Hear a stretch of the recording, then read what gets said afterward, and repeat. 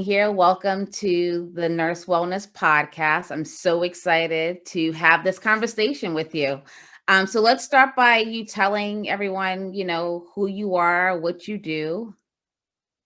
Good evening, everyone. My name is Ivette Palomeque. I'm an ICU nurse, 10 years experience now.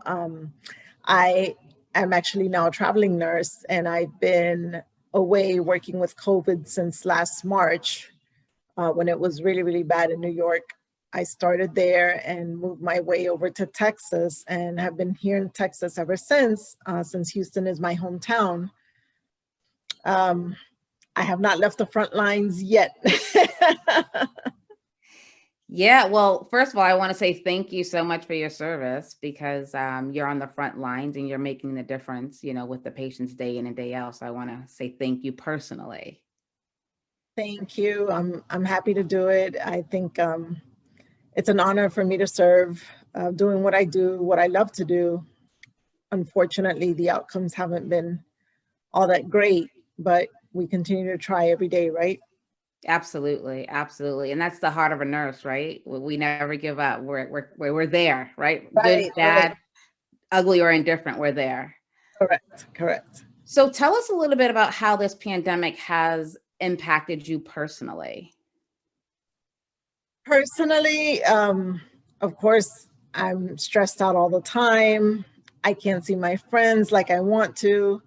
I can't, I haven't been able to travel. Obviously, I've been working anywhere from 60 to 85-hour work weeks. So, it's been keeping me very busy, which means personal life has been very minimal, right?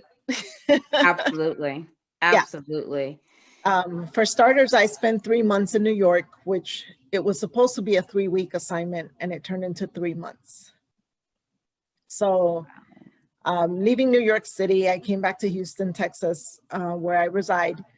And I've been here ever since, but, working crazy hours, again, 60 to 80 hours a week. And just spending my time really, really trying to de-stress whatever little bit of downtime I do have, just because it's been so heavy on me, on my soul, on my emotions, on my mental health and everything else. It's been very heavy. Yeah, no, and how do you de-stress? How do you do that on your downtime? What's your go-to? Well, on my downtime, on the days off, like I usually have 1 day a week, maybe 2 off. I sleep in for one because I never get to sleep in when I work. So I try to sleep in a couple hours extra just because my body needs it. And, it's definitely a feel good thing. Of course, hair, nails, facials, massages weekly. And I actually have IV drips done, which help me with, getting hydration because I don't drink enough water. The fact that we're in masks all day and PPE all day, it's very, very hard for us to get hydrated enough. Nobody ever is. And it's been very, very challenging. These outfits are hot, the units are hot, and we just don't ever get enough hydration. So I've resorted to having IV drip therapy, and that's helped out quite a bit. And every now and again, maybe, meet a friend for a quick lunch or dinner, but it's few and far between because the days just stuck by so quickly, and 1 day off when you work 5 or 6 is not enough. And I really try to conserve energy and not run around so much. But unfortunately, everything personal has to happen in 1 day, right? Yeah, no, absolutely. And I like the fact that, on your downtime, you try to reset and recharge. Can you tell me what's going on in your head when you get in your car and you are driving to the hospital? What is that time like? Do you do anything to get yourself mentally, physically prepared to go on the unit? Talk to me a little bit about that. So my drive to this hospital is so short. It's like 7 minutes garage to garage. So, but I usually turn on my Pandora and listen to Whitney Houston radio, you know, little that, and just kind of let my thoughts. I don't really think about going into work, and I don't really have that anxiety about anticipating the assignment. I already know that it's going to be a struggle. It's going to be a difficult day, most likely. We already know that. So I'm mentally prepared for that. I'd rather actually not think about work and kind of preserve myself for the last 10 minutes before I have to actually go in. And I think about just making sure I have everything and making sure I didn't forget anything. Because lately it's just so hard to just even get up. You know, it gets harder and harder to wake up and get out of bed. Yeah, and is that due to stress, you think, or? Exhaustion is catching up, I think, at this point. It's been a little over a year now, and yeah, it's probably exhaustion. Yeah, and that's the thing. Everyone's talking about stress and burnout in nursing, but it's been something we've been dealing with for years. Now it's just amplified to a whole different level now with this COVID-19 pandemic. Um, what is your institution doing, if anything, for nurses or healthcare professionals who are on the front line? Do they have any wellness or stress management resources for you all?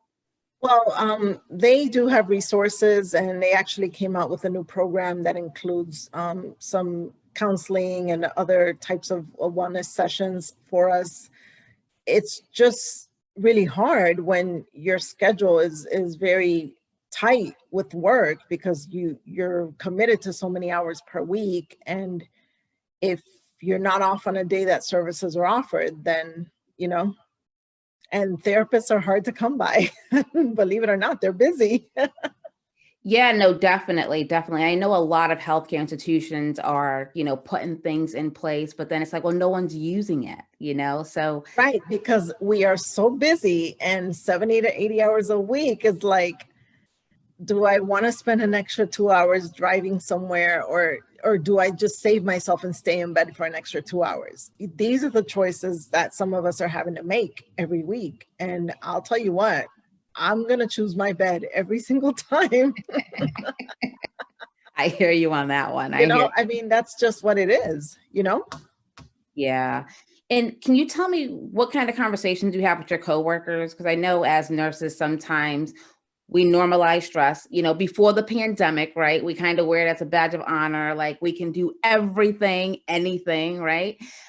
What kind of conversations are you having now with coworkers? Do you normalize talking about stress, talking about burnout, talking about mental health? Yes. Yes, we do. We actually do. And we talk about just, how tired we are, and how after COVID, everybody probably wants to take a little break, whatever the break means for them.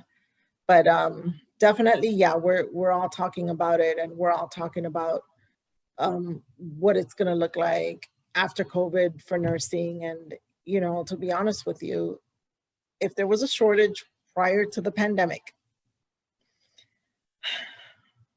Yeah. Yeah.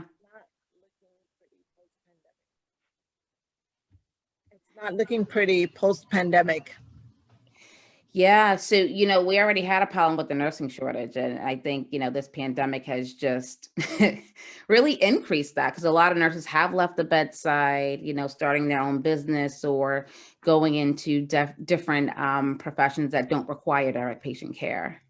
Right, right. And, I think one of the mistakes prior to the pandemic was normalizing the nursing shortage.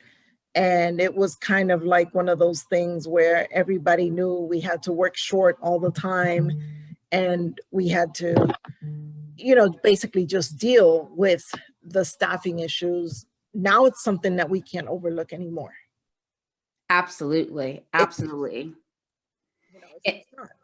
Yeah, and I think it's an opportunity for us as nurses to really, hone in on our advocacy and our leadership skills for ourselves, for our professions, because it's going to impact, generations of nurses to come. It's Absolutely. not going anywhere.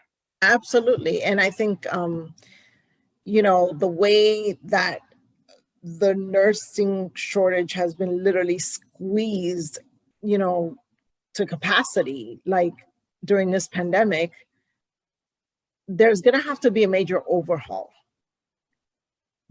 in the way nurses are staffed, the way hospitals staff their units, the way just healthcare in general, in terms of healthcare professionals. Yeah, and I also think we need to think about strategies on how to bring in more nurses. You know, You know, retention is an issue. It always has been. Retention is probably going to be a bigger issue after the pandemic, but that's something that always needed work. And there's got to be innovative ways and, you know, just ways, like unconventional ways to bring nurses in and keep them in.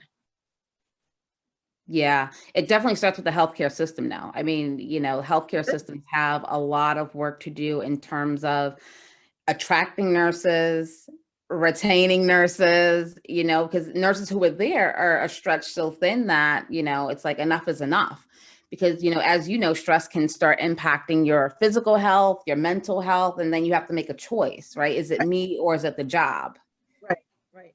And, you know, just healthcare workers in general also, there's quite some bullying in nursing amongst older nurses versus the young newcomers. And some of them feel that they aren't given an adequate opportunity. Some of them feel that they're picked on and they don't like that feeling. So they just leave the profession altogether.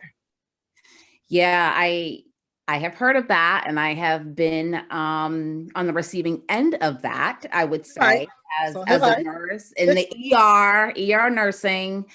And you know, one thing that I have been advocating for is really in, you know, in nursing programs that they need to start teaching resilience, wellness, horizontal violence, start really talking about that. And even in the hospital setting, we need to start talking about that and figuring out ways we can mitigate it, because that right there is a huge part of the nursing shortage, right?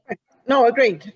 We talk about how we're supposed to be the, you know, trusted profession and everything. And I think that's great. And I think that's very accurate. However, we have to take a deeper look inside ourselves and inside our institutions as to how we're treating other nurses and other healthcare professionals within these walls of these hospitals and, you know, healthcare centers. And you know, take a look and evaluate. Is this okay? Is this okay to treat people this way and make them feel less than because they don't know what you know? And it's a big dynamic, I have to tell Yeah. you. Yeah. And, you know, I also want to put the spotlight on healthcare leaders, because healthcare leaders, nurse managers, administrators, they will have to take this information, this reality, and really figure out ways that we can put in plans that will help mitigate this problem, right?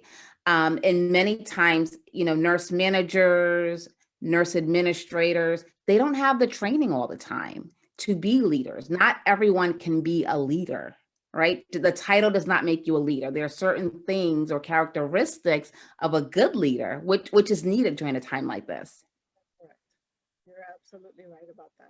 And that's just one of many factors, you know, that we're going to have to look at. But definitely retention is it's a big deal, because I don't care if you graduate 300,000 nurses, if 200,000 leave within a year or two, we still have nothing. Like, Yeah. you know what I mean? Yeah, absolutely. Absolutely. And PTSD, you know, post pandemic, you know, mental health is going to be a big issue. And one thing I try to highlight is that nurses, we're people too, come with their own mental health, you know, diagnoses or issues or struggles. And this pandemic and PTSD on top of that, it's going to be a problem. So we have to look at all factors on how. Especially if left untreated. Absolutely. Absolutely. Totally agree. Totally agree. Untreated or untouched. And, you know, here's the thing, that we are taking care of people. Mhm. I'm an ICU nurse and I'm taking care of the sickest patients in the hospital.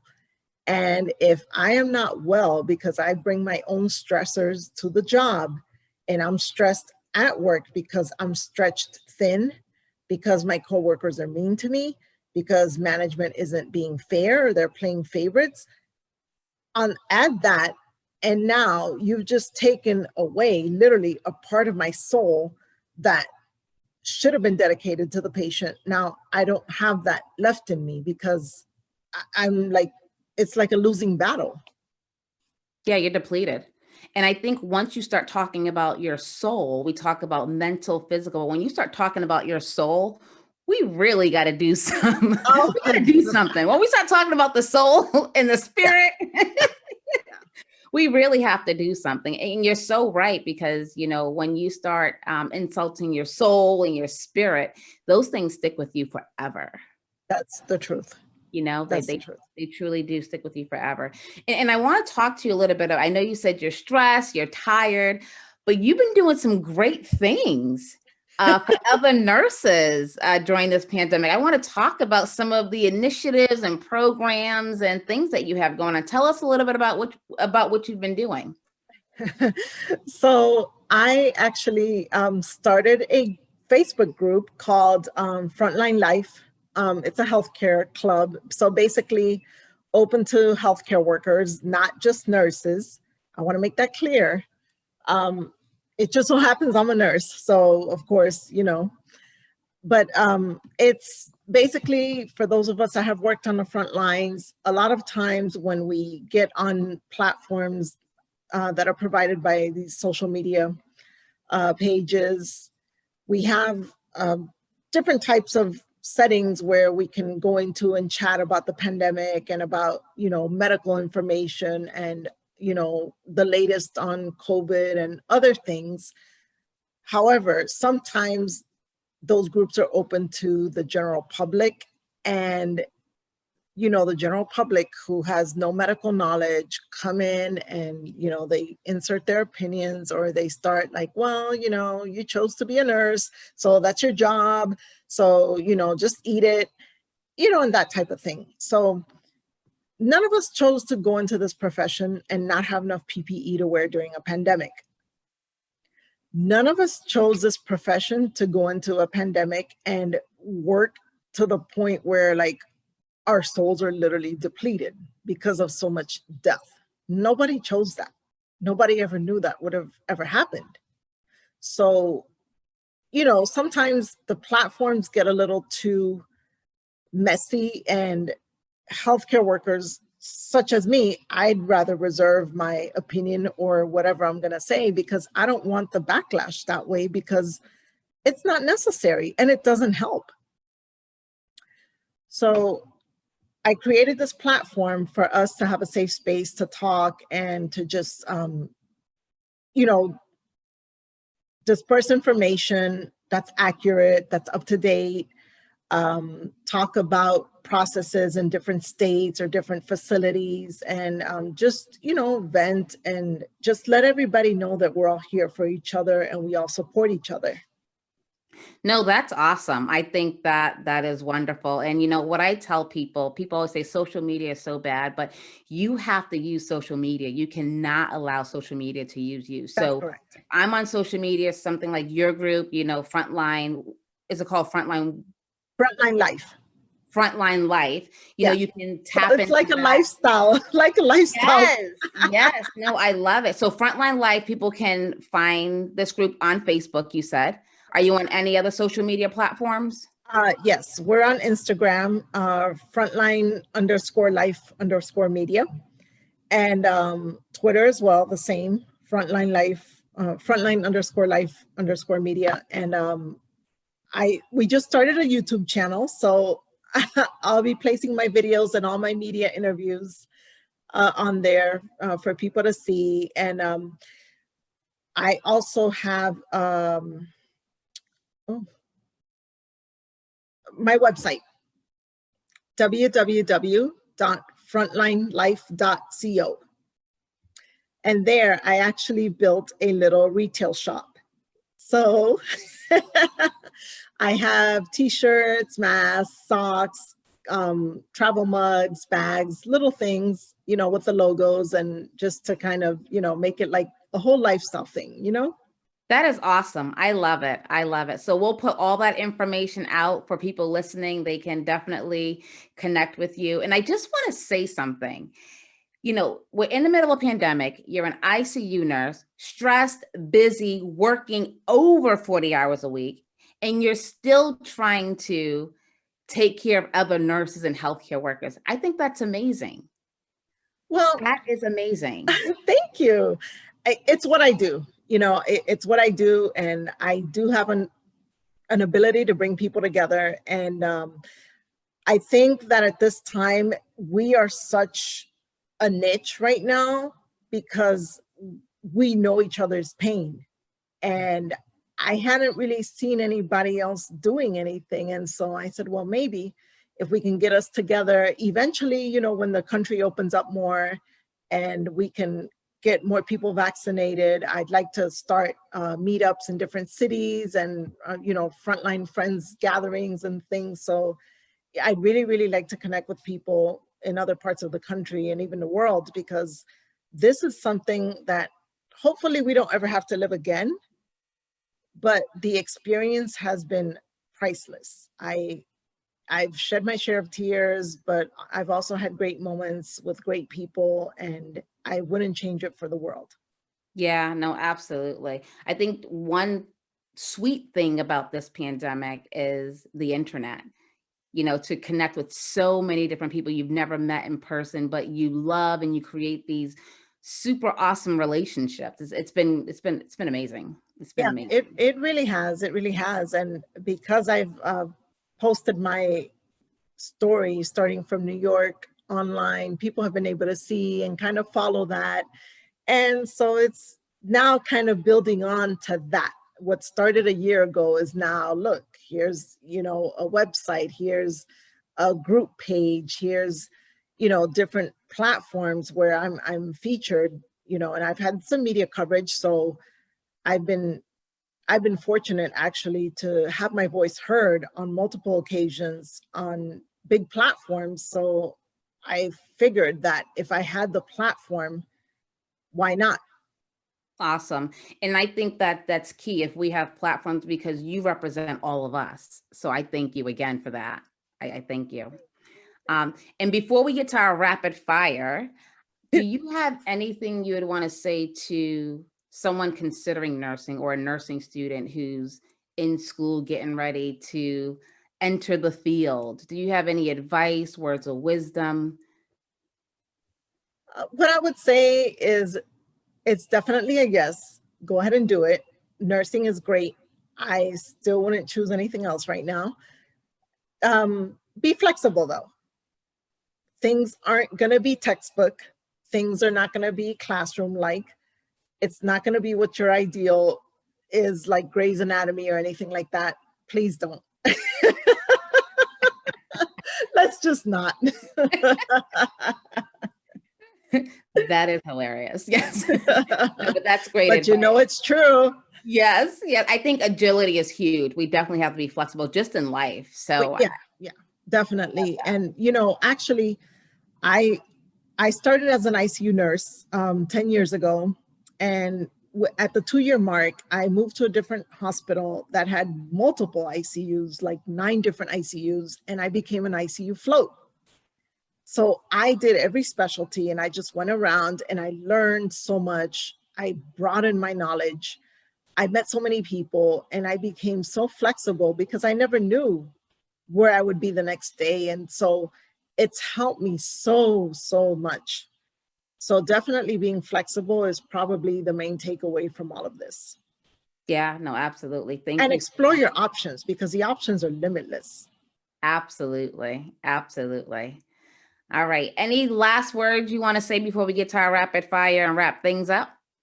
Well, I want to say thank you for having me. I think it's definitely a very important topic that we talk about stress and all these things we're discussing now, because it's much needed during pandemic and after pandemic. We're definitely going to have to really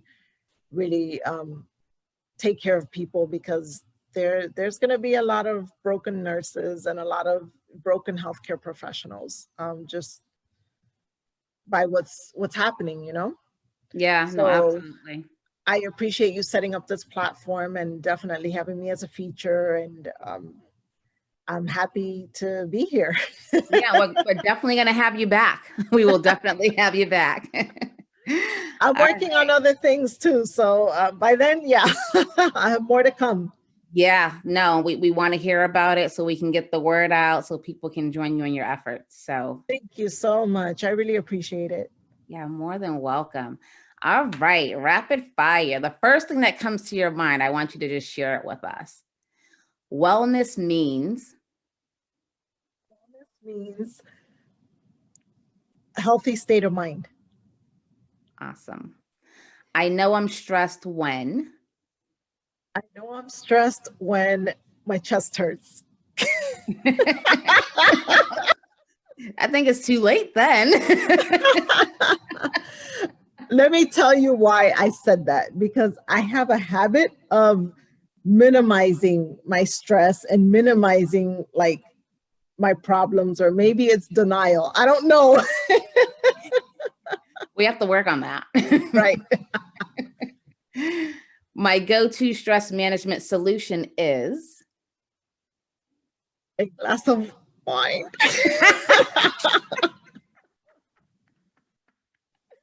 And I have said that.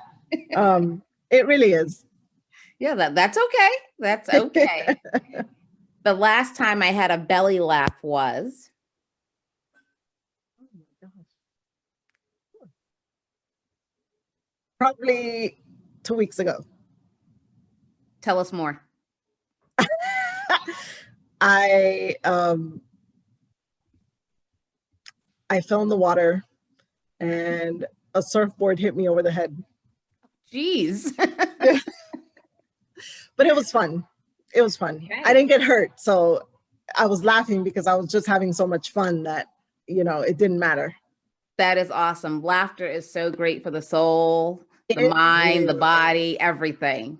It really is. I laugh at everything. And I mean, if they tell you nurses laugh at the most inappropriate things, we do, because it's a coping mechanism and people don't understand, but it really is, because I have to laugh to keep from crying half the time. Absolutely. Absolutely. And our last one is one thing I learned about myself during the pandemic is.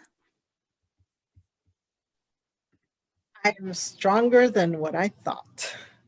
Absolutely. Absolutely. Well, this has been so great. Thank you so much for taking time to speak with me today and speak with our listeners. And we'll definitely have you back. Thank you all for tuning in. All Thank right. you, Wendy. Bye. Bye.